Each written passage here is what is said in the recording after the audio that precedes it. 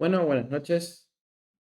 Acá estamos en el segundo capítulo del podcast sobre historia. Y el tema que hoy nos está tocando son las invasiones inglesas al Río de la Plata. Que mal dicho, mal estudiado está en las escuelas. eh, no sé cómo está en Uruguay, pero en lo que es Argentina está muy mal estudiado. Se pasa por encima como, bueno, tenemos que ver esto y pasamos al siguiente tema, que son generalmente en historia, en ciencias sociales, en la primaria, son la Revolución de Mayo. Lo ven de pasada y bueno, acá vamos a tratar de profundizar un poco, de tratar de ver por qué y qué conlleva esto. Bueno, vamos a empezar por el inicio. Vamos a ver por qué Inglaterra va a atacar a España. Porque acá es un gran malentendido que se viene de las escuelas diciendo que atacaron Buenos Aires, atacaron a los criollos, como que si no es nada. Digamos, como que si que Buenos Aires no depende no es parte del Imperio Español. No, como que sí, Buenos Aires pertenecía, era colonia española, pero chao, no hablamos más de eso. Y no mucho más. Ahora, vamos a entrar en contexto. España controlaba lo que es Buenos Aires, toda América, el virreinato de Nápoles teníamos, creo que en esa época ya no estaba, pero tenía presencia en Italia, en Filipinas, en Flandes, tenían muchos lugares. Flandes creo que también para esa época ya no estaba. El Imperio Español estaba medio en decadencia, entrando al siglo XIX. Pero ¿por qué se llevaban mal con Inglaterra? Tenían una enemistad de hace siglos. Una enemistad que viene España, una nación ultracatólica, eh, y tenemos a Inglaterra, una nación protestante, anglicana, que se hace anglicana allá por el 1490 y pico, 1500, en el reinado de Enrique VIII, el famoso rey que le cortaba las cabezas a sus mujeres, porque no le cortaba una, le cortó varias. Este rey, antes de pasarse de religión, estaba casado con Catalina de Aragón. Catalina de Aragón, ya nos dice todo, era una noble española de la dinastía de los Habsburgos.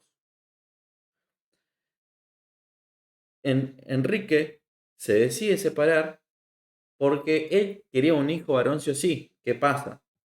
Enrique era el segundo rey de la dinastía Tudor, o sea, era nueva esa dinastía. Y para no dejar morir la dinastía, quiere un hijo, Catalina no se lo puede dar y se termina separando. ¿Por qué? En realidad no se podía separar porque era católico y para los católicos no se puede separar. Entonces, él aprovechando todo el movimiento que está pasando con Lutero y demás, decide crear su religión. Se hace anglicano y esa es la religión de Inglaterra. Ahí ya tenemos una contraposición eh, religiosa. Y ustedes dicen, sí, capaz que hoy en día vemos como la religión algo más, pero para esa época la religión era política de Estado. La religión podía trazar con quién sos aliados y con quién estás en guerra. Así que era muy importante eso. Cuando se produce el descubrimiento de América, España empieza a crecer, a ser una potencia mundial, y un rival que quería rivalizar, pero no, a ver, vamos a decirlo así, no le daba todavía la nafta, como decimos acá, era Inglaterra. Inglaterra empieza a tratar de competir con los españoles haciendo piratería, eh, tratando de fomentar su comercio y teniendo de a poco varias colonias en el mundo. Y empieza a tener una gran rivalidad con España. Esta rivalidad se hace presente allá con el reinado de Felipe II, el rey de España, ¿no? Felipe II, que entra en la guerra anglo-española, si no me equivoco que es el nombre, que es la famosa guerra que está la batalla de la flota invencible, que los ingleses la terminan derrotando. Y así van teniendo muchísimas guerras. O sea que la relación entre Inglaterra y España a lo largo de la historia no fue buena. Ahora vamos a ver la situación del mundo y de España para los primeros años del siglo XIX. En América, España tenía sus dominios. Capaz voy a hablar un poquito antes del siglo XIX, voy a hablar un poquito de cómo estaba conformado el imperio en América para tener una concepción de qué estamos hablando. Una vez que España empieza a conquistar lo que es el continente americano, los españoles se dan cuenta que las porciones de tierra que tiene en América es muy grande. El imperio español llega desde el sur de Buenos Aires hasta California. O sea, de California al sur de Buenos Aires era todo el mismo país, por así decirlo. Y estamos solo hablando de las posesiones españolas en América. No estamos hablando ni las que tenía en África, ni las que tenía en Asia. Era poderoso. Al tener tanta extensión de tierra, los gobernantes españoles deciden separar sus territorios en virreinatos. ¿Qué tenemos? El virreinato de Nueva España, el virreinato de Nueva Granada, el virreinato del Perú. Esto es en América. Después en Europa teníamos el virreinato de Nápoles y un par más de virreinatos. España, a diferencia de Inglaterra, trata a sus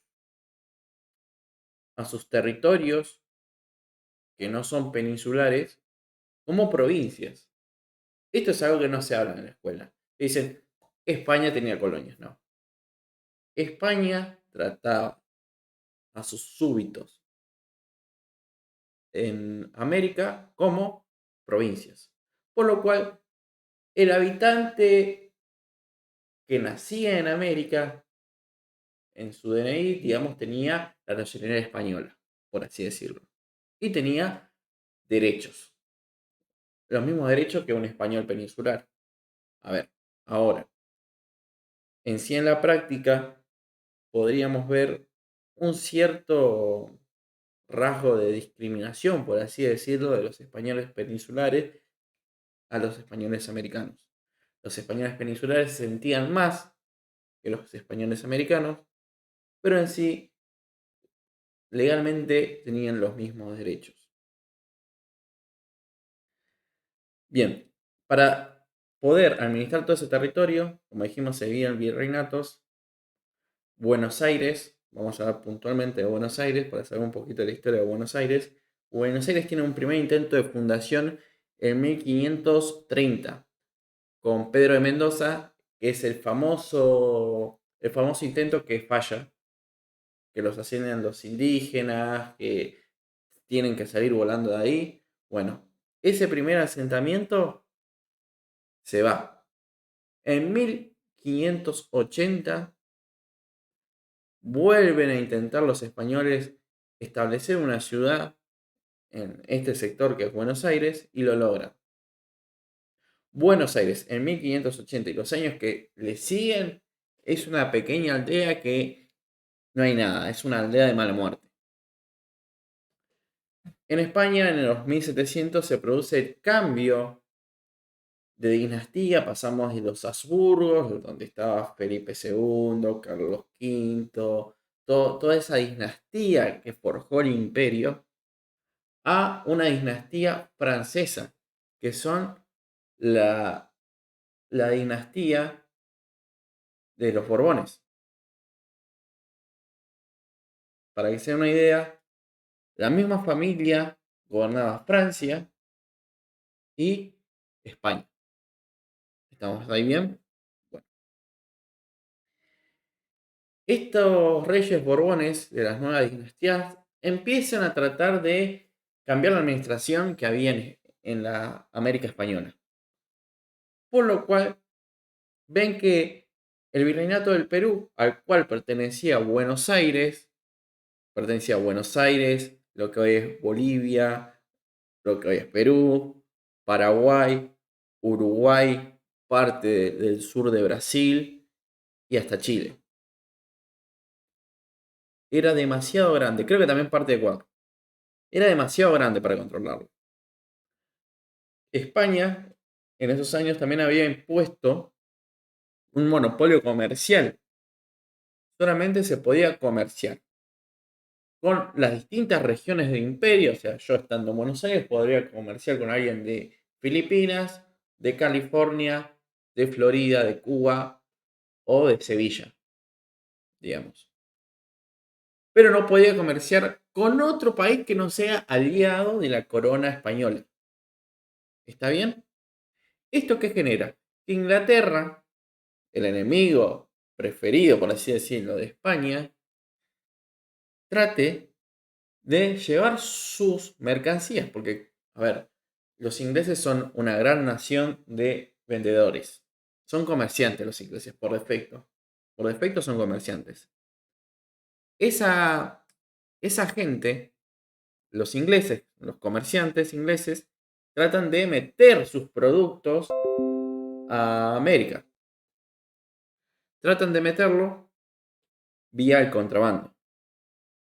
Y tratar de administrar, de solucionar los problemas de contrabando en un lugar tan grande como era el Virreinato del Perú, no es factible. Por lo cual los Borbones deciden en 1700, no se me fue la fecha, 74 creo, por ahí, algo en la década del 70 del siglo XVIII, forman el Virreinato del Río de la Plata.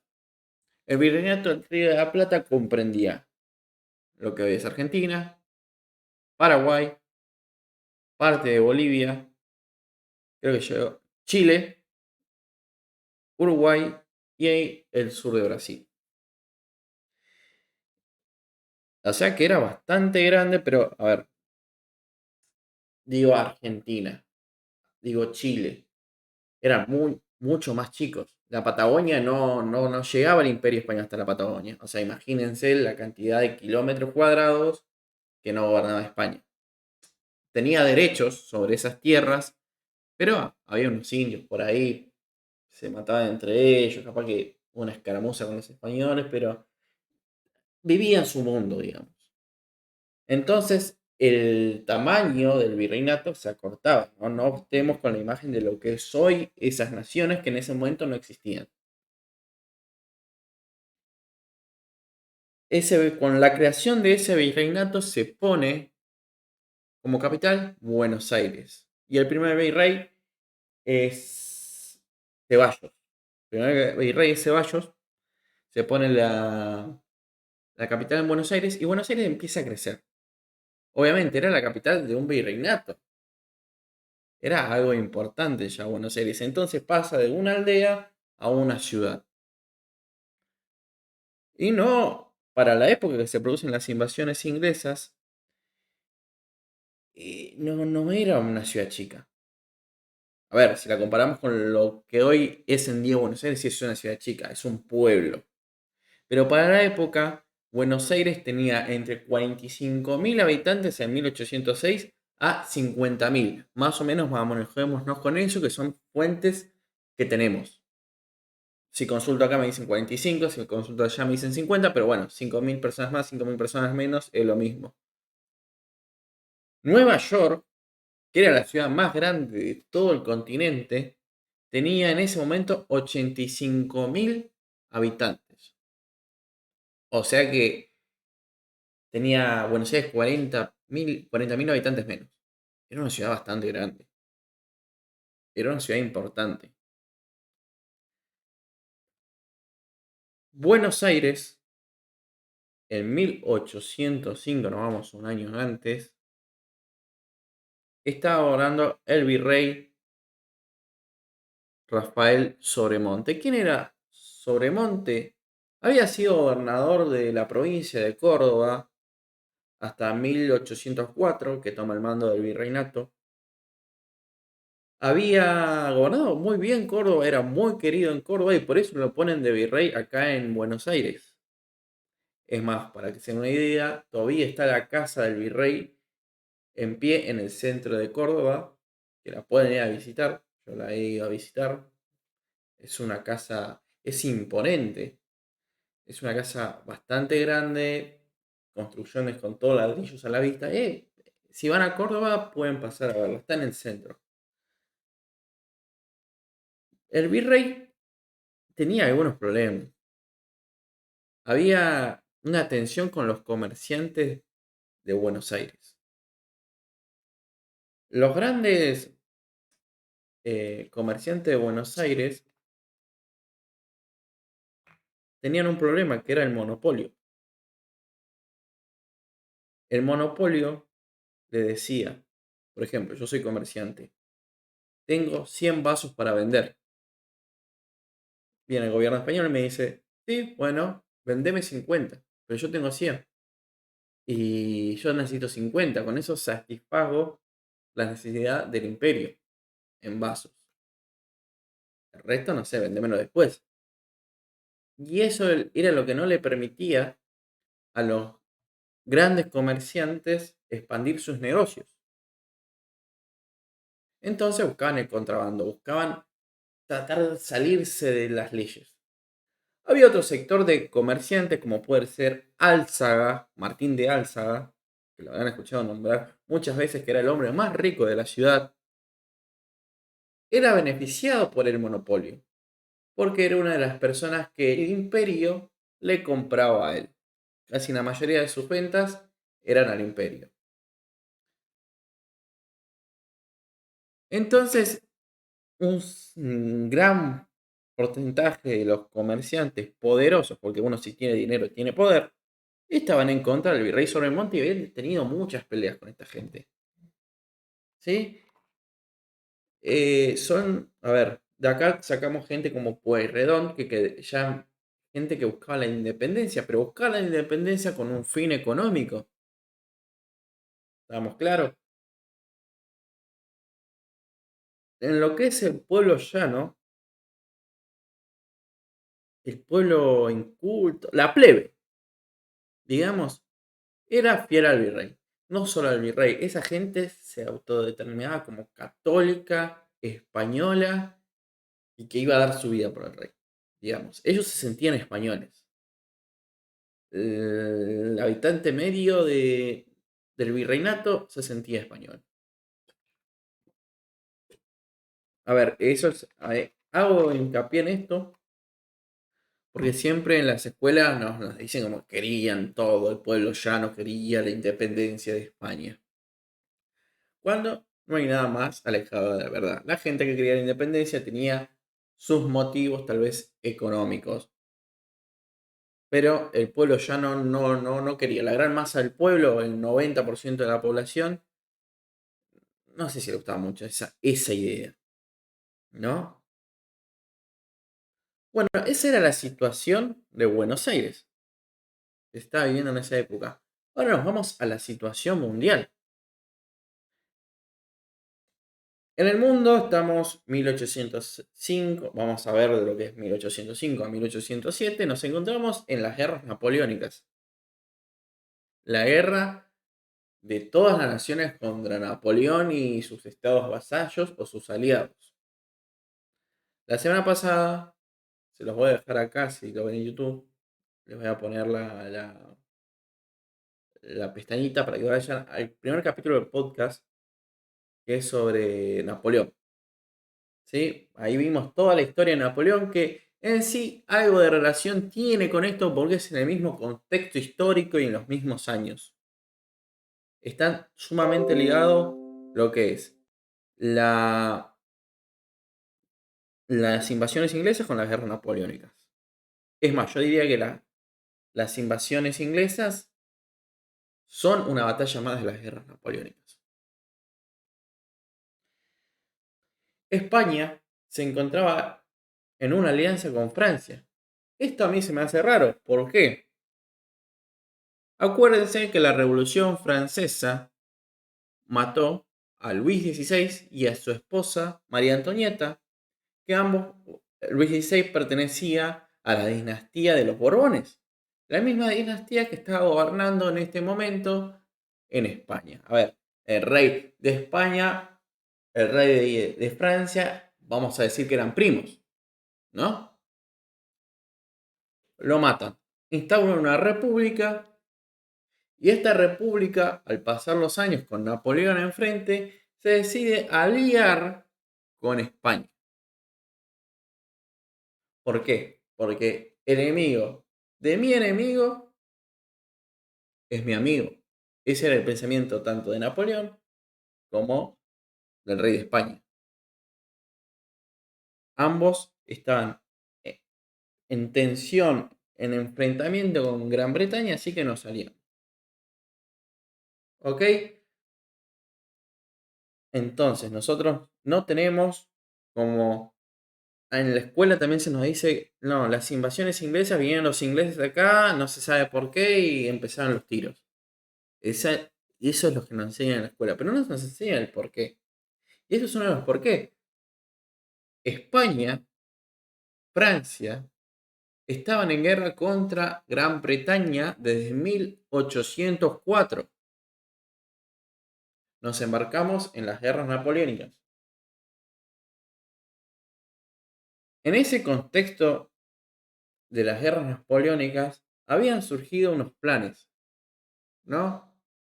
Unos planes para invadir Buenos Aires, que si bien no les dieron mucha importancia, se escribían, se dejaban ahí como, puede ser que algún día lo utilicemos. Puede ser que para derrotar a España utilicemos este plan, pero nadie lo usaba. Hasta un primer ministro británico analizó y creó un plan de cómo invadir el Virreinato del Río de la Plata, y la llave de entrada al Virreinato del Río de la Plata era Buenos Aires. ¿Por qué Buenos Aires y no Montevideo si están tan cerca? Buenos Aires tiene una conexión con el interior por tierra. Y vos decís, vos me vas a decir Montevideo también. Sí, pero Montevideo está lleno de ríos. Entonces es más complicado llegar. Si bien Montevideo tiene un puerto de aguas profundas, es superior al puerto de Buenos Aires, pero llegar a él es mucho más difícil. ¿Está bien? Entonces, por eso Buenos Aires era mucho más importante estratégicamente. Cerramos acá. Los ingleses habían planeado esto, pero nunca se llevó a cabo.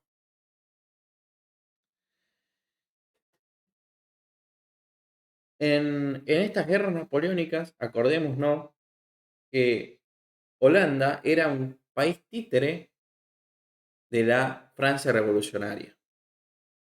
Era un país títere que Napoleón había puesto gente de su entorno como rey de Holanda, de Países Bajos.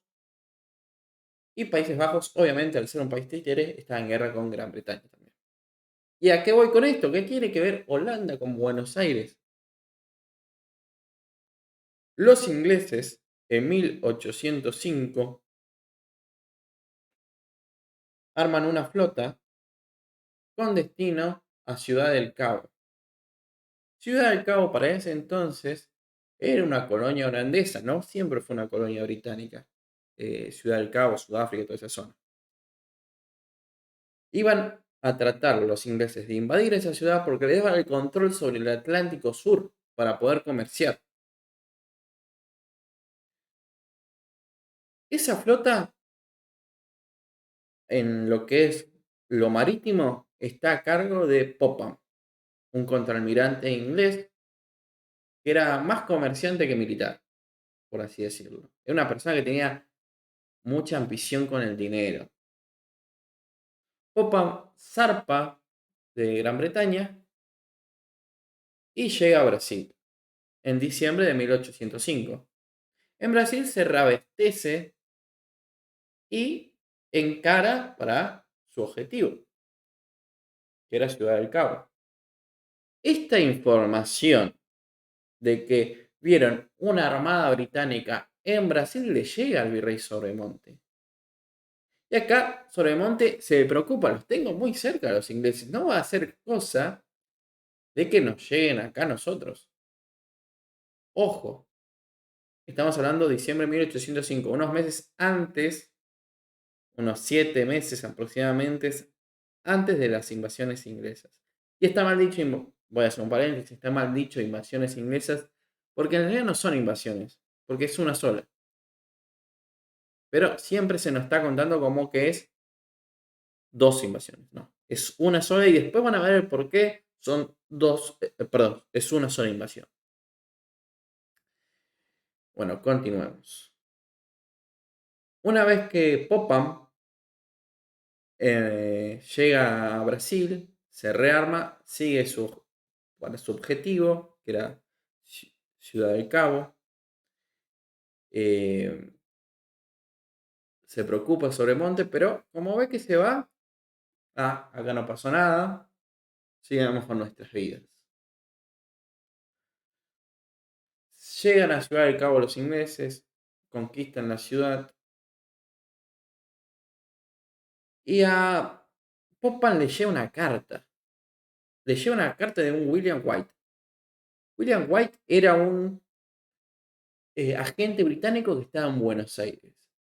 Le escriben en la carta diciéndole, mirá, acá hay un millón de pesos españoles que van a ser embarcados a España, que son parte de la administración pública. Este dinero viene de Potosí.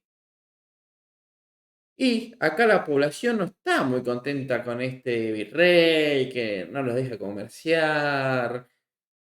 Capaz que están abiertos a nuestro comercio y nos podemos quedar acá, nos podemos repartir después el botín. Acuérdense que en esa época los militares de alta graduación se llevaban parte del botín de guerra.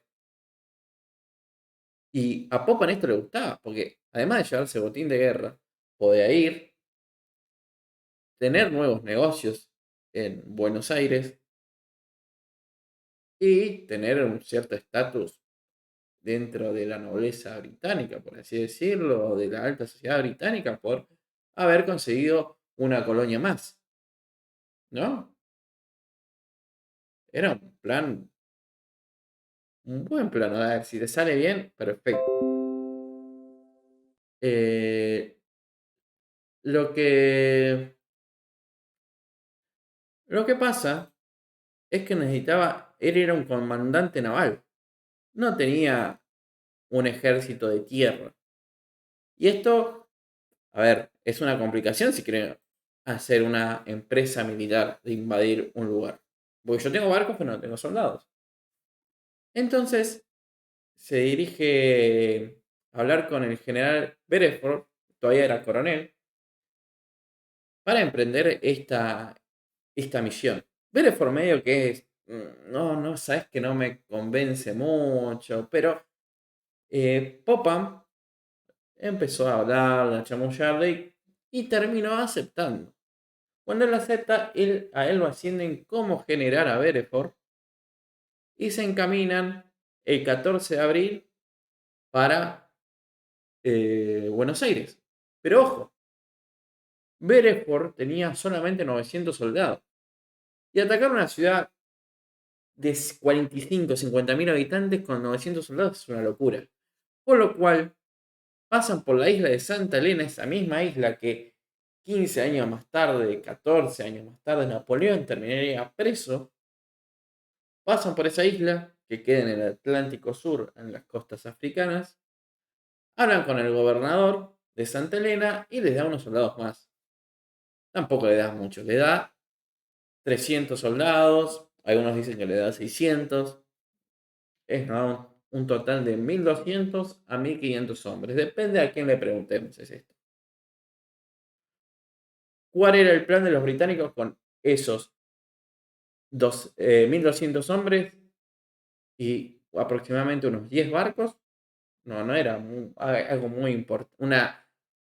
A ver, no era un ejército tan importante, era un ejército minúsculo. Si nos ponemos en contexto de la época, los ejércitos europeos que luchaban contra Napoleón eran enormes. En la batalla de Waterloo, que es la última batalla de Napoleón, se enfrentan 200.000 hombres de cada bando. O sea, algo importante, la invasión de Napoleón a Rusia es con medio millón de hombres. O sea, es algo mucho más importante. El plan es llegar a Buenos Aires, desembarcar, tomar la ciudad. La idea que tenían ellos es que se iban a rendir muy fácil porque esta ciudad estaba muy mal guarecida de hombres. El ejército brillaba casi por su ausencia. Tenía un pequeño ejército, pero no era rival. Además, estaba desplegado contra la frontera contra el indio, muchos de esos hombres. Así que Buenos Aires tenía una gran capacidad militar para reaccionar a una defensa. Al no tener esto, dijeron, llegamos, no vamos a entablar casi combate, vamos a llegar, vamos a hablar con la alta sociedad que quiere comerciar y nos quedamos ahí. Cuando nos quedemos ahí, vamos a mandar un barco a Inglaterra pidiendo más refuerzos y vamos a establecer Buenos Aires como una cabeza de playa para seguir invadiendo el virreinato. Esa era la idea. Parten en Santa Elena el día 29 de abril de 1806. Más o menos para el 19 de mayo del mismo año, llegan hasta las costas de Buenos Aires, cerca de Santa Teresa, y Popham manda a tres marineros en un bote que lleguen a la playa y que investiguen cómo está la cosa, como espías, digamos. Estos tres marinos son apresados por las fuerzas españolas que estaban ahí, son detectados. En sí no le pueden sacar mucha información a estos ingleses porque tal vez no eran, no sé por qué, pero yo pienso que tal vez no eran gente de alta graduación, o sea, no tenían un grado militar importante para saber los planes. Entonces no le pueden sacar información, los meten presos, son piratas, bueno, listo, nos olvidamos de esta gente.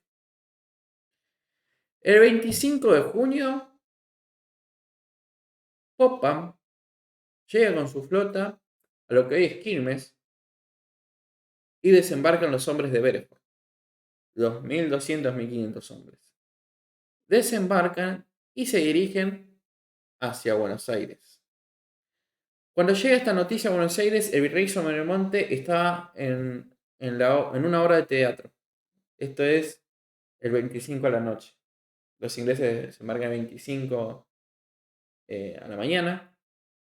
El 25 a la noche les llega la información a Sobremonte y no decide actuar para tratar de calmar a la gente, digamos, como mostrarme calmado. Al otro día envía a Arce. ¿Quién era Arce? Era como el jefe militar de las tropas de Buenos Aires, que no eran muchas. Era un ejército regular, pero disminuido el número. No eran muchos.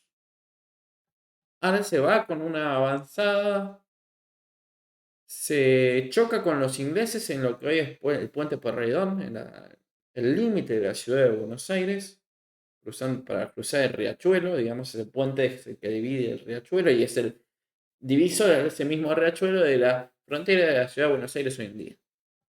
Ese puente de madera lo logra quemar Arce. Los ingleses igualmente pasan con botes a otra orilla, se produce un combate. Arce se ve superado y decide retirarse.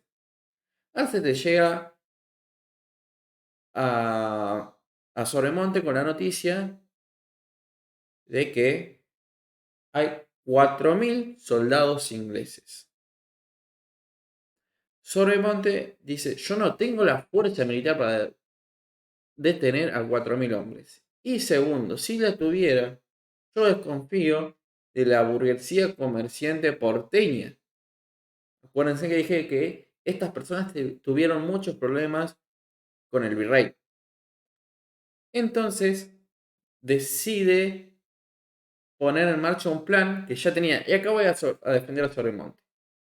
En la escuela siempre nos dijeron, Sobremonte se escapó, es un cobarde, eh, se fue con toda la plata. Siempre eso nos dijeron en la escuela.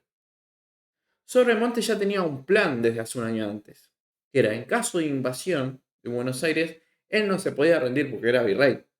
Grabemos esto.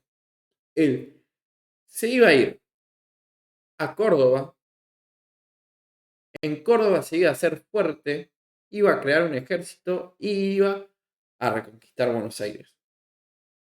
¿Ok?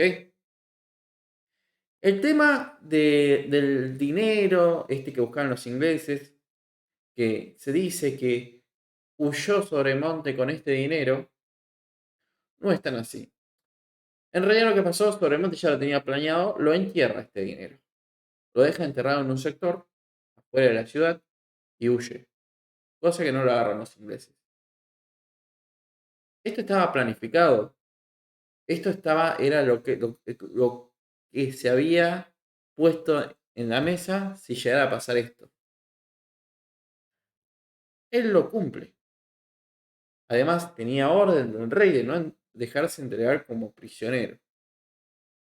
Entonces él no estaba cometiendo ningún delito. Él estaba haciendo las cosas bien. Sobremonte se va con unos milicianos que van desertando durante el camino. Los ingleses toman el control de Buenos Aires el 27 de junio, o sea, 2 días después de que llegan, que desembarcan en Quilmes, el mismo día que se produce el combate en Puente Pueyrredón.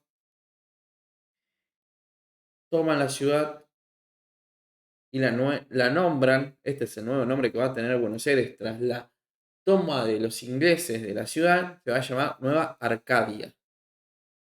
Eso es algo interesante que nunca lo encontré, que Buenos Aires se llamó por 46 días Nueva Arcadia. Cuando los ingleses invaden Buenos Aires, le cambian a ese nombre.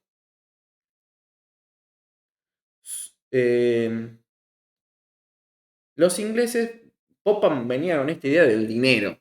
Quería el tesoro que tenía Buenos Aires. Pero el tesoro no está. Se fija en el cabildo, no está. Se fija en el fuerte, no está. ¿Dónde está? ¿Dónde está? Entonces empieza a preguntar, nadie le dice nada y no le queda otra que empezar a amenazar. Empieza a amenazar a los comerciantes, a la otra sociedad, diciéndole que le va a poner más impuestos, le va a retener las naves comerciales, que esto que el otro. Y bueno, deciden hablar los porteños. Le dicen, mire señor Bedford, acá está enterrado el tesoro. Muy bien, agarra el tesoro, se lo da a Popham. Ese tesoro viaja hasta Inglaterra, hace un desfile triunfal. En ese viaje se va con la noticia de que Buenos Aires ha sido tomado. Y acá un paréntesis.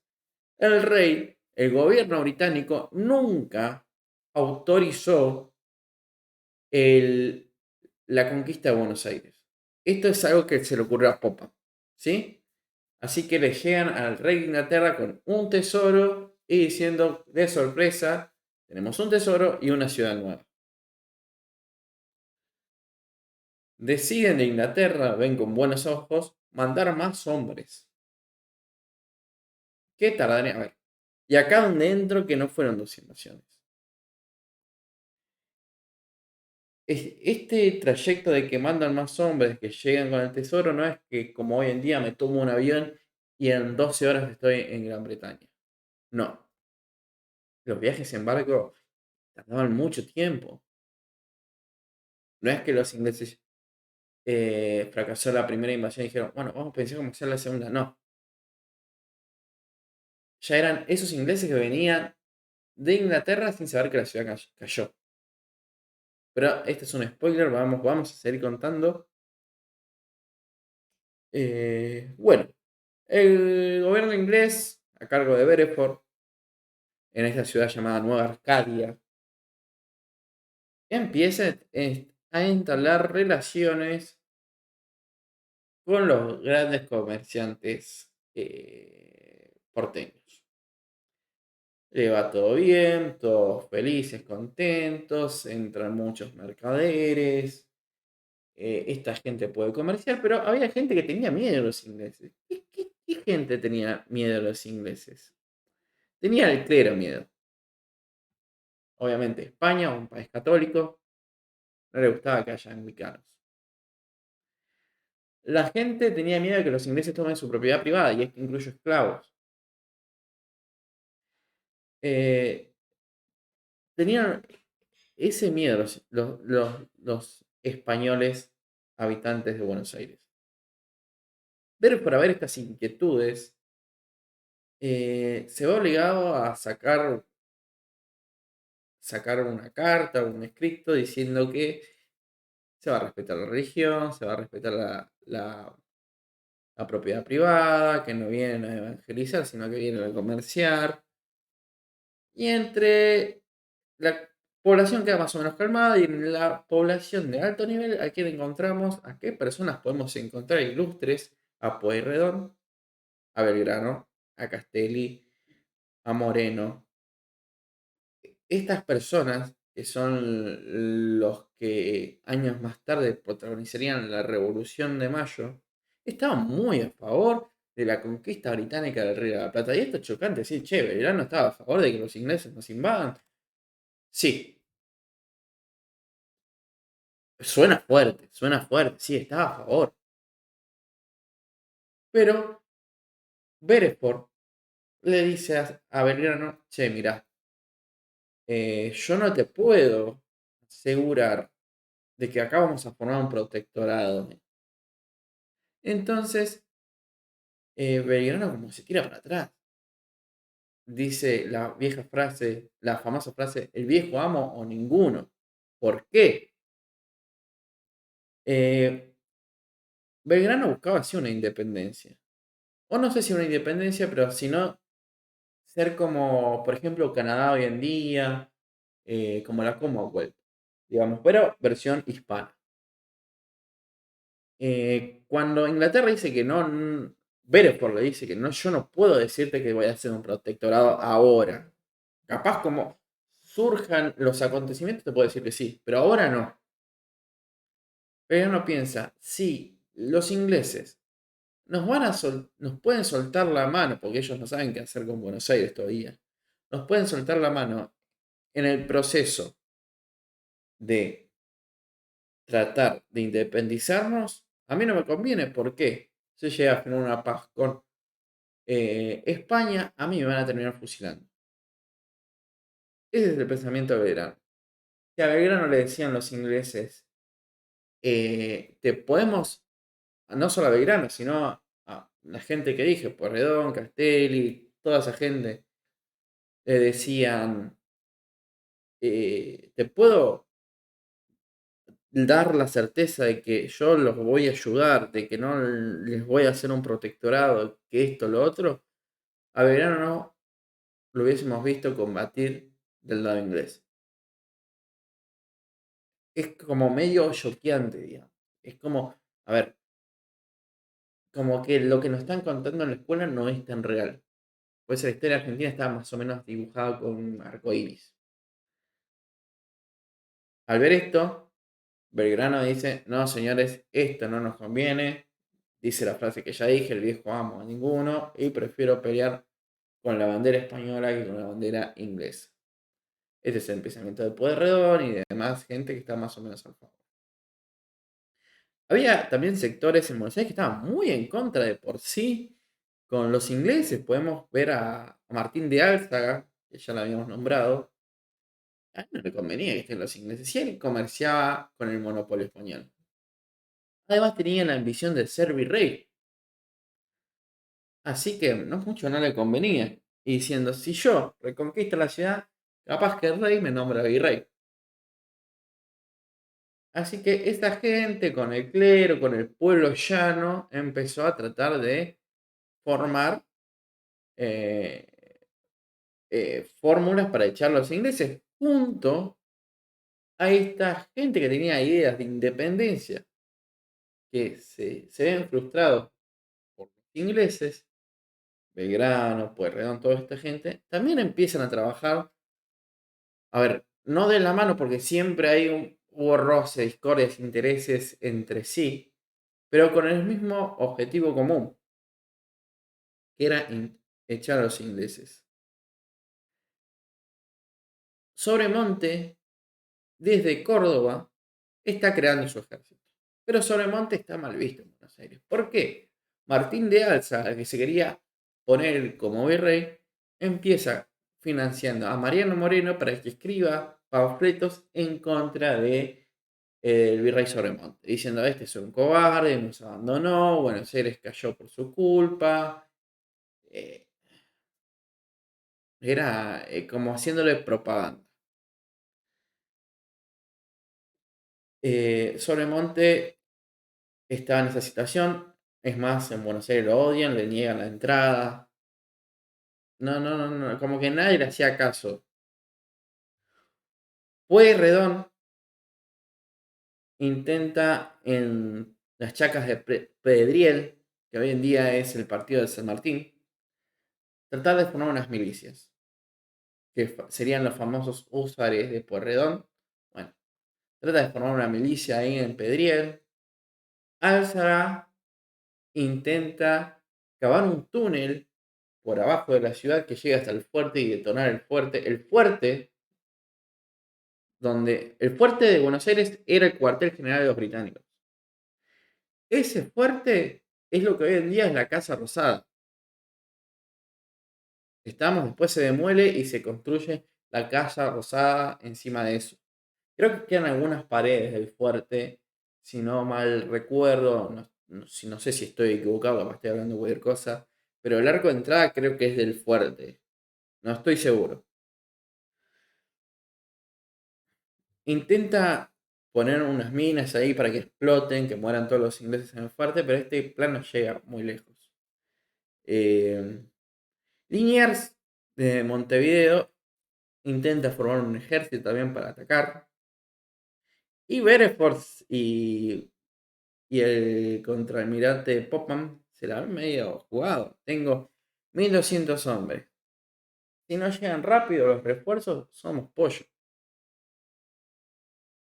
No, no, no hay forma de poder aguantar con tan pocos hombres esta ciudad. Entonces dijeron: la más mínima que veamos, tratemos de escapar. En esos días, los ingleses se enteran la estrategia de Pueyrredón tratando de formar milicias en Pedriel.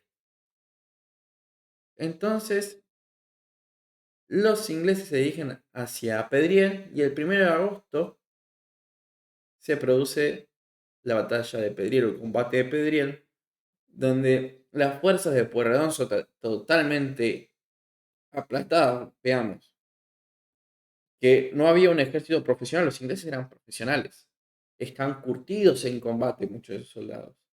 Esta gente no, estaba empezando a entrenar, o sea, estaban agarrando en el medio del entrenamiento, nunca habían combatido, entonces era medio difícil, era muy difícil. Los ingleses derrotan, pero no los pueden perseguir. Esto hace que los españoles se vuelvan a reagrupar después con Pueyrredón y sigan instruyéndose, preparándose.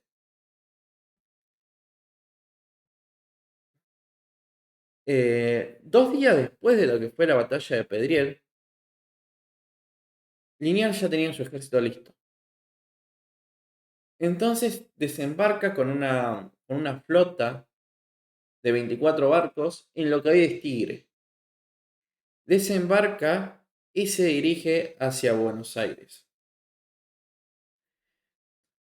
El plan de Liniers era hacerse fuerte en lo que hoy es Retiro, que antes era la Plaza de Toro, que después sería también lo que es el cuartel de graneros a caballo de San Martín, y que hoy en día es la plaza donde está la torre de los ingleses. Todo ese sector era la Plaza de Toros. Liniers decide entrar a Buenos Aires y tomar la Plaza de Toros. Una vez que tome la Plaza de Toros, avanzaría en 3 columnas hacia el fuerte y trataría de rodear el fuerte, digamos. Uno, por así decirlo, a ver, no sé si me puede entender mucho. pero uno, a ver, si conocen Buenos Aires, capaz que sí, una columna vendría de Retiro, otra columna vendría del oeste, digamos, a ver, por así decirlo, de lo que es Avenida Corrientes, vamos más o menos por ahí, del obelisco de ese lado, y otra columna vendría de la zona sur de Buenos Aires. Tratarían de asediar la ciudad. Eh, asediar a los ingleses en el fuerte, sería mejor la expresión. Liniers entra con sus tropas, se enfrenta a los ingleses que estaban en lo que hoy es Plaza de Mayo y la Casa Rosada, los rodea, se produce un combate, Beresford ve que no va a aguantar, que está siendo superado el número, que si él sigue combatiendo, los españoles van a entrar a bayoneta calada y los van a acuchillar a todos en el fuerte. Entonces decide el 20 de agosto rendirse. Y acá voy a hacer un paréntesis. ¿Por qué digo españoles? Ya lo dije, todas las personas que habitaban en América eran consideradas españolas. Pero se tiene esta idea, no, hay criollos. Yo ya tuve esta discusión con gente que capaz no es tan avanzada en la historia. Y le tuve que explicar esto. Primero, que el español era considerado. El nacido en América era considerado español. Belgrano dice nosotros los españoles americanos. Una vez lo dice, está escrito. Eh, ellos se sentían españoles. Eran españoles. Y además, las milicias que había creado Liniers estaban compuestas por gente de España peninsular. El tercio de catalanes, el tercio de gallegos. Eran unidades de gente originalmente de España. Bueno, cerramos este paréntesis. Acepta la rendición Beresford, no es una rendición incondicional. Son apresados estas tropas y Liniers decide mandarlos a Luján, que se queden ahí, que no estorben. Liniers tenía miedo de que sigan contactando con la gente de Buenos Aires, entonces por eso lo manda a Luján. Sobremonte quedó a un lado. Como dije, no lo dejaban entrar a la ciudad. No lo esperaban para atacar.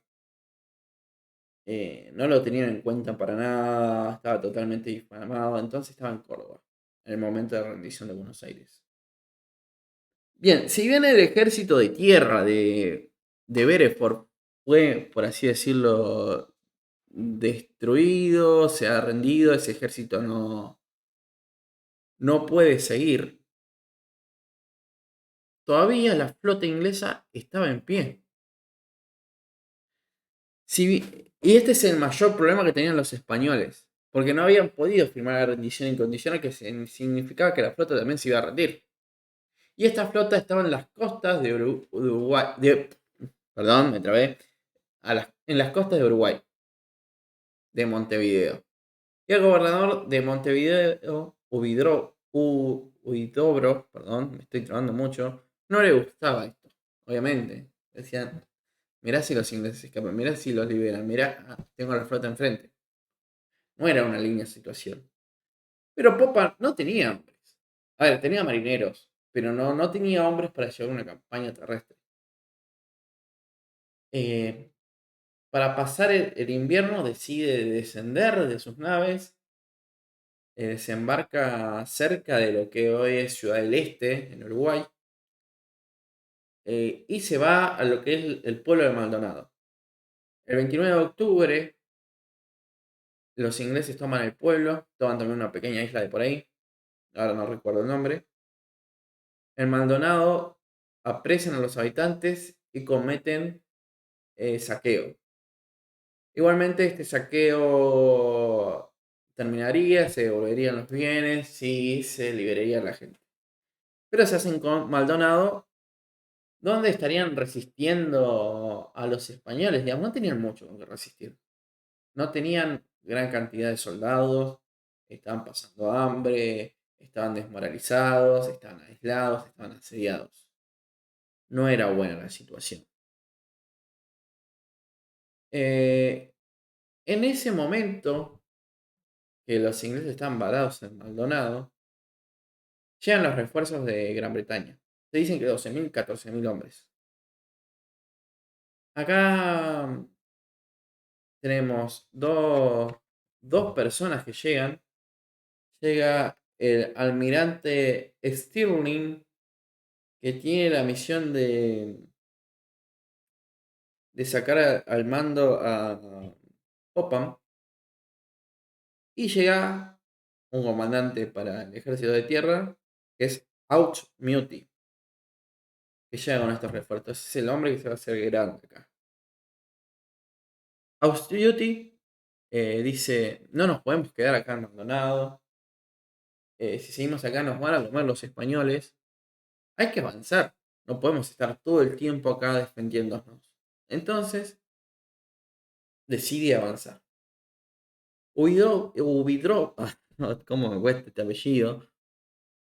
Huidobro, ahí está el gobernador de Montevideo. Solamente le voy a decir el gobernador de Montevideo acá hasta que termine el podcast. Eh, Ve que se le viene la noche, se le vienen los ingleses. Él tenía 3.000 hombres. Lo que tenía de bueno Montevideo era que era una ciudad fortificada. Tenía esas murallas, esas fortificaciones que a los ingleses le iba a costar, por más que ellos, el defensor esté en desventaja numérica, le va a costar muchas vidas a los ingleses tratar de tomar una muralla. Le va a costar mucho. Entonces, esa inferioridad numérica se compensaba por las fortificaciones. La gente en Montevideo está impaciente, está en un estado, estos ingleses a nosotros no nos van a invadir. Tenemos que pelear, decía la plebe. Huidobro y los jefes militares decían, no, tenemos la fortificación, acá podemos esperarlos y ganarles acá. No hay necesidad de que salgamos.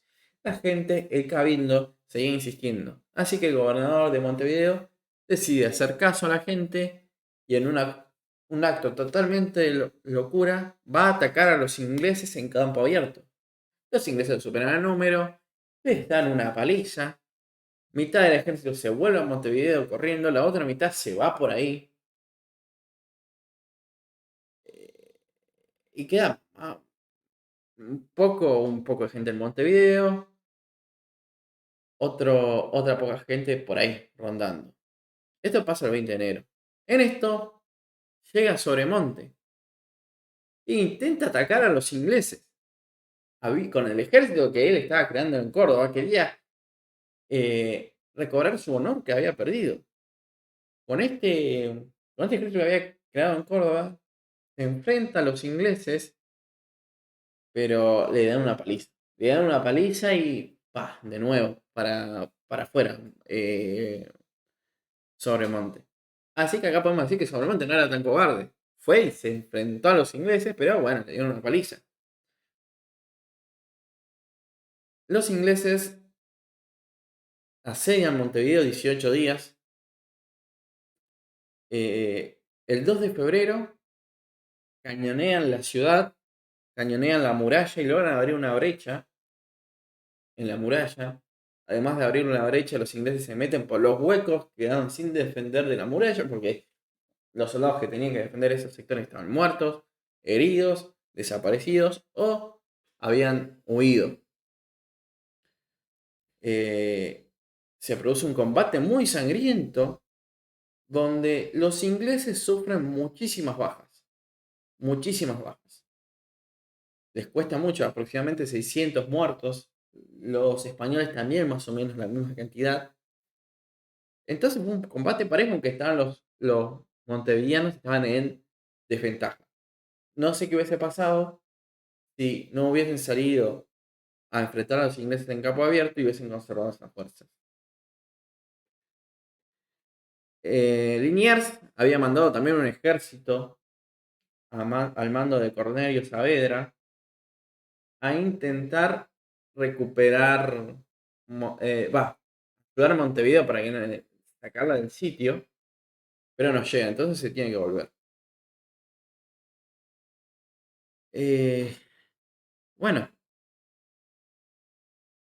a Huidobro, que era el comandante, el gobernador de Montevideo, los ingleses lo meten en cana, lo apresan. Va preso a Inglaterra, Huidobro, con algunos soldados españoles. Así que 2 días después de la caída de Montevideo, el 5 de febrero, se abre un cabildo en Buenos Aires. A ver, el virreinato tenía un gran problema. ¿Por qué? Los españoles se quedaron sin Montevideo. Para la opinión pública, Sobremonte era un inútil. ¿Qué hacemos? ¿Qué hacemos? ¿Qué hacemos? ¿Qué hacemos? La única persona que tenemos de confianza acá es Liniers. A Liniers lo apoyan. ¿Quién lo apoya? Lo apoya, por ejemplo, Pueyrredón. Otra vez me trago con los apellidos. Nunca Pueyrredón. Ahí está. Lo apoya. ¿Por qué? Porque no quería que Álzaga tuviera mucho poder. A ver, no había nadie que manejara la batuta. Entonces los bandos que eran más afines a una independencia, a una futura independencia, no quieren a alguien que tenga mucho poder, mucha determinación como Álzaga. Entonces lo apoyan a Liniers, que era más fácil de manejar. Viendo que el virrey no servía, lo deciden encarcelar en ese cabildo, por lo cual no tenemos virrey. La segunda persona que estaría a cargo sería Huidobro, pero también está preso por los ingleses, prisionero de los ingleses. ¿Qué decía la ley? Que si no estaba el virrey ni el gobernador de Montevideo, el tercero que tenía que agarrar el cargo era Liniers. Liniers agarra el cargo. Liniers es el que va a ser el jefe en lo que queda de invasión. En todo esto, Liniers ve que Beresford todavía, todavía está hablando desde Luján, manteniendo contacto con las élites porteñas. Le decían, che, ¿por qué no se independizan? No les va a ser británicos también, capaz, no sé, capaz que tienen un gusto así. Como que incentivaba a la rebelión. Por lo cual decide mandarlo a Catamarca. Pero en ese viaje se logra escapar Beresford y embarca en una fragata británica y se va a Montevideo. En Montevideo, Beresford habla con Auch-Duty y le dice, mira, capaz que no conviene atacar Buenos Aires. Pero Auch-Duty dice, vamos a seguir adelante. Mientras tanto, en Montevideo, ¿qué pasa? ¿Cuál es la situación de ocupación en Montevideo? A Montevideo le ingresan, como a Buenos Aires, un montón de bienes, de servicios a un precio muy barato y la gente empieza a aprovechar, empieza a comprar. Capaz que le empieza a gustar esto, ¿no? Estas mercancías británicas están ahí para hacer el contrabando, para romper el monopolio. Entonces empiezan a mandar de contrabando productos a Buenos Aires y a Santa Fe. En el 10 de mayo eh, llegaría a Buenos Aires, 10 de mayo de 1807, señores, ya pasó casi un año desde que se veían los primeros ingleses en esta tierra. Llega un general británico que se pone al mando, que se llama Whitelock. Whitelock quería atacar a Buenos Aires, como sea. Como sea. Entonces se dispone a poner en marcha su plan. ¿Cuál era su plan? El plan de Whitelock. El plan del señor Whitelock era desembarcar en Ensenada, que sus tropas caminen hasta Quilmes y que de Quilmes rodeen la ciudad y vayan hasta Retiro y de Retiro atacar. Ese era el plan de Whitelock. Era un plan que requería mucho esfuerzo físico. Y esto es lo que va a pasar. Desembarcan en Ensenada. Son 50 kilómetros que tiene que caminar. Él hace caminar sus tropas hasta Quilmes. Cuando desembarcan se encuentran en un pantano, pierden materiales, pierden todo. Pero llegan a Quilmes y la idea era que la flota llegue, tener contacto con la flota, que los hombres descansen un día y que siga el avance. Esto no pasa, porque está medio apurado el señor Whitelock y decide que siga el avance. El avance sigue hasta pasar el riachuelo. Acá el plan se deforma porque divide en dos columnas. Una pasa más o menos cerca de donde se produjo el anterior combate en Puente Porredón. Pero él no intenta cruzar el puente porque él piensa que el puente está destruido. Así que va por otro camino. Y otra columna que se pierde y termina pasando por lo que hoy es Puente La Noria. Imagínense, a ver, si conocen Buenos Aires, es una distancia importante. Y más a pie. La columna que pasa más cerca, digamos, de la ciudad, llega y se va a lo que hoy es Plaza 11, que en ese momento eran los corrales de Miserere. Un señor que se llamaba Miserere se dedicaba a lo que es la venta de cueros. En ese momento estaban las tropas de Liniers ahí y se produce el combate de, de Plaza Miserere, es decir, de los corrales de Miserere,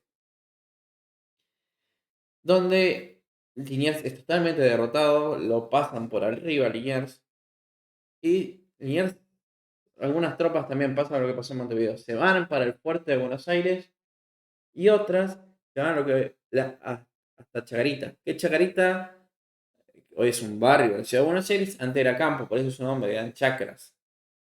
En ese momento eran chacras. Whitelock al otro día llega con la columna que pasó allá, 85 kilómetros en Puente de la Noria, llega a Miserere y acá ya el plan se desvirtúa, porque no continúan hacia Retiro como estaban pensando. Y decide esperar 2 días para descansar, para intimar una rendición. Y esto es un error fatal. A Whitelock le cuesta para mí la victoria en Buenos Aires. Whitelock le da tiempo a Liniers que se entere. Liniers pensaba que la ciudad había caído después que había sido derrotada en Miserere. Que se entere que no cayó la ciudad, entonces vuelve a Buenos Aires. Le da tiempo a Álzaga, en la ausencia de Liniers, fortificar la ciudad, crear trincheras, esperar al enemigo. A Liniers le habían comentado este plan, pero no le gustó. Pero Alza, creo que era como el intendente de la ciudad, decide ponerlo en marcha. Después de esos días, Whitelock decide avanzar. Deciden avanzar en 12 columnas. Que intentarían hacer lo que hizo Liniers, rodear el fuerte. Lo ataca por todos los sectores. Había dado una orden particular a Whitelock que era que, a ver si tengo la frase por acá, porque si la encuentro creo que no la tengo, pero la tenía a mano, pero la dejé por ahí y a ver si la encuentro. Eh, a ver, denme un segundo. No, no, no la tengo. No la habré pasado, pero no la tengo. Bueno, cuestión es que ordena que los fusiles vayan descargados hasta llegar al fuerte. Esto es un gran problema, porque los ingleses se adentran en la ciudad, en sus columnas, pero se empieza a encontrar mucha resistencia, tanto de los milicianos eh, que había formado Liniers, que había formado durante el periodo de que los ingleses no habían, se habían ido de Buenos Aires y todavía no habían vuelto. Se encuentra con esa resistencia, se encuentra resistencia de los civiles, que acá está el famoso relato que le tiraban aceite hirviendo a los ingleses. Otros historiadores dirán que es agua, pero lo que yo creo que fue que es más barato y que puede causar mucho más daño es aceite, perdón, es grasa animal. La grasa de la vaca, que aparte sobraba la grasa de la vaca en Buenos Aires, la hervían, queda como un aceite y le tiraban eso, no aceite de comer. Eh, Se encuentra con mucha resistencia, se encuentra con fortificaciones, trincheras, y las columnas van cediendo, van cediendo, van cediendo, van cediendo, y no pueden llegar a cumplir sus objetivos. Eh, Al día siguiente se dan cuenta que Wylock se da cuenta que sus fuerzas no tomaron ningún objetivo que estaba planeado. El único objetivo que logran tomar es el de retiro, que ese sí lo toman, pero después no pueden avanzar. Ven que, ve que sus hombres perdieron, que sus comandantes perdieron muchos hombres, perdón otra vez, que estaban desmoralizados, estaban muy cansados. A ver, esta gente marchó más de 50 kilómetros, combatió en combate urbano, que los ingleses están acostumbrados a combatir en combate urbano. Es más, el combate urbano recién como que se normaliza, por así decirlo, se entra a ver lo que es combate urbano en la Segunda Guerra Mundial, en Stalingrado, pero antes los combates eran a campo abierto, cambia mucho combatir en una calle angosta, sin posibilidad de moverte, que en un campo abierto donde yo me puedo movilizar, que eran las batallas de la época, en campo abierto. Entonces eso produce una desmoralización total de los ingleses al sufrir tantas bajas, estar cansados, hambrientos, que se amotinan casi. A Wylock no le queda otra que firmar la rendición. Eh, Wylock se junta con Liniers y Álzaga y el gobernante de Paraguay a firmar la rendición. Álzaga le dice a Liniers: probá con una rendición incondicional. ¿Qué es una rendición incondicional? ¿Qué significaba esto en este momento? Era que los ingleses abandonaran Buenos Aires y que también abandonaran Montevideo y que la flota se vaya. Eso era lo que se buscaba con la rendición incondicional. Y ya les decía, este tipo no me la va a aceptar, pero la mando igual, perdido por perdido. A ver, le gané la batalla. Yo puedo reclamar aunque sea una rendición normal. Yo soy el que ganó. Eh, Acepta Wilde la rendición incondicional. Las tropas abandonan Montevideo, abandonan Inglaterra, hace un cambio de prisioneros. La flota se va, se entierran los muertos, que no se sabe mucho dónde está. Yo sé que hay, no me acuerdo, de una calle en el microcentro tirando para San Telmo, que es muy angosta, donde se dice que se enterraron los ingleses, después se exhumaron, los mandaron a otro lado. También, si se van a las manzanas de las luces en los túneles, se dice que se encontró un soldado inglés ahí muerto hace unos años atrás, encontraron el cadáver con el uniforme, digamos. Eh, los ingleses se van. ¿Qué repercusión tiene esto para los ingleses? Los ingleses, muchos ingleses son llevados a juicio. Popham es llevado a juicio, por ejemplo, por no cumplir con su misión de quedarse en Ciudad del Cabo, por ejemplo. Se lo trata de castigarlo, pero al final no. Al final no, también es medio hipócrita, ¿no? Porque lo aplaudieron cuando tomó Buenos Aires a él y a Bereford, pero cuando perdió, no tenés disciplina, te fuiste, no cumpliste con tu misión. El que más va a ligar de los ingleses es Wylock, que lo echan del ejército. Eh, no, Bereford, creo que Bereford fue a combatir contra Napoleón en España, años más tarde, cuando España cambia de bando.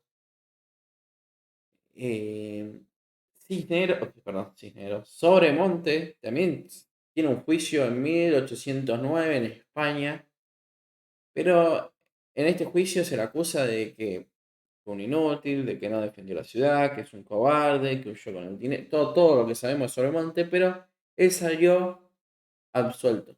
Él no tenía la culpa, o sea, él actuó como debió haber actuado. Y así terminarían lo que son las invasiones inglesas. Yo quiero, para terminar, quiero leer eh, unos, unos relatos sobre lo que fue los combates de parte de los ingleses y un pequeño extracto del diario The Times, un diario inglés, sobre lo que pasó en Buenos Aires. Un testimonio británico, esto lo dice el teniente coronel Henry Cadogan. Avancé con los risperos hasta el costado del edificio del colegio de los jesuitas, sin sufrir pérdidas considerables. Cuando, al adelantar el cañón liviano para abrir una brecha en la entrada principal del edificio, el enemigo apareció de repente en gran número en algunas ventanas en la azotea de aquel edificio. Desde las barracas del lado opuesto de la calle y desde el extremo de la misma, en un momento, la totalidad de la compañía de vanguardia de mi columna y algunos artilleros y caballos fueron muertos o heridos. Vamos con otro relato del teniente coronel Dennis Pack. Antes de que me hubiese aproximado a la iglesia de San Francisco, ya había perdido bajo fuego, perdón, bueno, no me trabé. Antes de que escasa, me hubiese escasamente aproximado a la iglesia de San Francisco, ya había perdido bajo el fuego de un enemigo invisible y ciertamente indetectable para nosotros, los oficiales, y casi la treintena de hombres que componían la fracción de vanguardia, conformada por voluntarios de distintas compañías. Los oficiales y casi la mitad de la compañía siguiente y así en proporción en otras compañías que componían mi columna. Vamos con el último, que es del teniente coronel Alexander Duff. No bien alcanzamos la entrada de la iglesia de San Miguel y el enemigo comenzó un terrible fuego desde las casas opuestas, habiendo perdido a una treintena de hombres. Y comprendido de que era imposible forzar las puertas de la iglesia con las herramientas que me habían entregado, juzgué prudentemente desistir y penetrar más allá en la ciudad, esperando encontrar una posición más ventajosa. Al abandonar la entrada de la iglesia fuimos castigados con un fuego continuado. Después penetré en la ciudad hasta que juzgué que me hallaba cerca de las fortalezas. Viendo que había perdido tanta gente en la calle, que, lo, que los cuatro oficiales de granaderos estaban heridos, que el mayor, el auxiliar el ayudante y el auxiliar habían sido muertos y que había perdido entre muertos y heridos de 80 a 100 soldados de mi débil columna, doblé a la izquierda y busqué refugio ocupando 3 casas. Acá vemos que el combate de cuando los ingleses se intentan apoderar de la ciudad de Buenos Aires en las columnas de Wylock fue muy fuerte para los ingleses. Perdieron demasiados hombres, las balas le volaban de todos lados. Bueno, ahora vamos a ver para cerrar eh, la publicación del diario The Times en el artículo llamado Evacuación de Sudamérica. Estos son unos párrafos sacados de ahí y vamos a empezar. El ataque sobre Buenos Aires ha fracasado. Y hace tiempo ya que no queda un solo soldado británico. En la parte española de Sudamérica, los detalles de este desastre, quizás el más grande que ha sufrido este país de la guerra revolucionaria. Vieron que esto ya lo dice el diario británico, que este fue el peor fracaso de las guerras revolucionarias. Contexto, como yo dije al principio, guerras napoleónicas. Sigamos. Fueron publicados ayer en número extraordinario el ataque acuerdo al plan establecido y se llevó a cabo el 5 de julio. Y los resultados fueron los previsibles. Las columnas se encontraron con una resistencia decidida. En cada calle, desde cada casa, la oposición fue tan resuelta y gallarda como se han visto en pocos casos de la historia.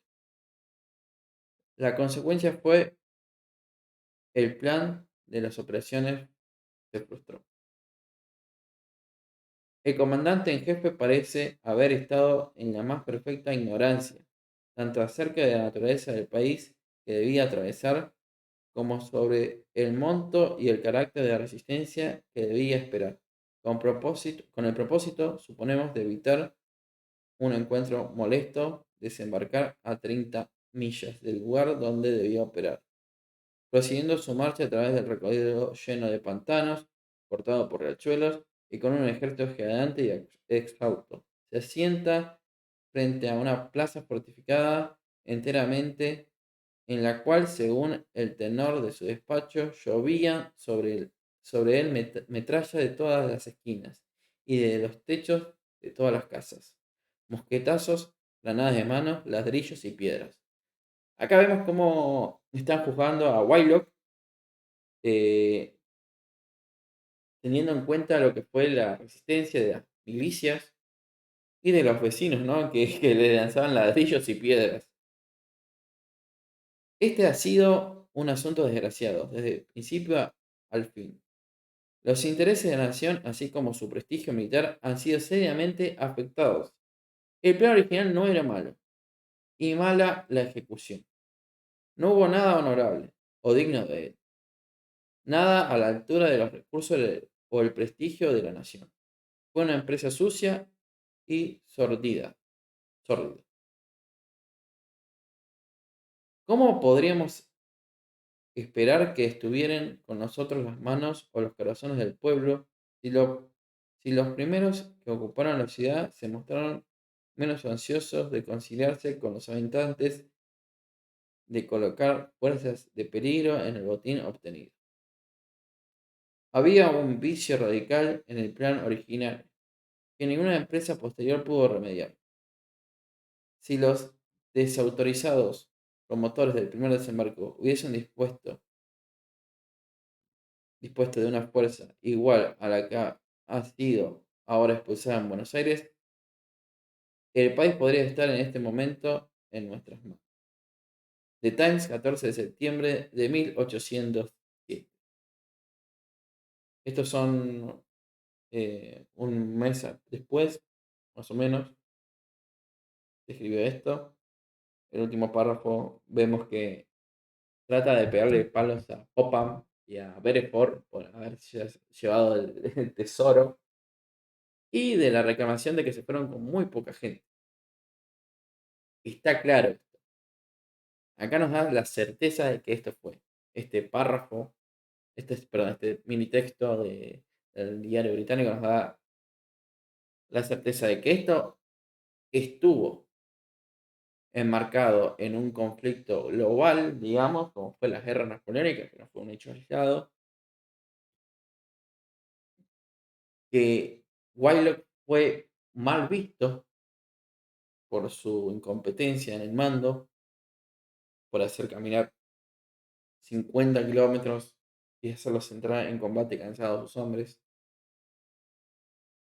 Eh, el mal actuar de ambicioso de Popham y de Bereford por el dinero y de la falta de planeación, digamos, para llevar más tropas en la primera invasión que tuvieron los ingleses y de cómo un acto de rebeldía, por así decirlo, de mandarse solo, sin avisar. Hasta acá yo creo que hemos llegado a lo que son las invasiones inglesas. Eh, un tema creo que un poquito largo, como 1 hora y media, por ahí más o menos, hablando. Espero que no haberlos aburrido, que hayan pasado bien. Si llegaron tarde, esto lo pueden ver en YouTube. Así que nada, nos estaremos viendo el próximo miércoles. En la semana vamos a ver qué tema tocamos.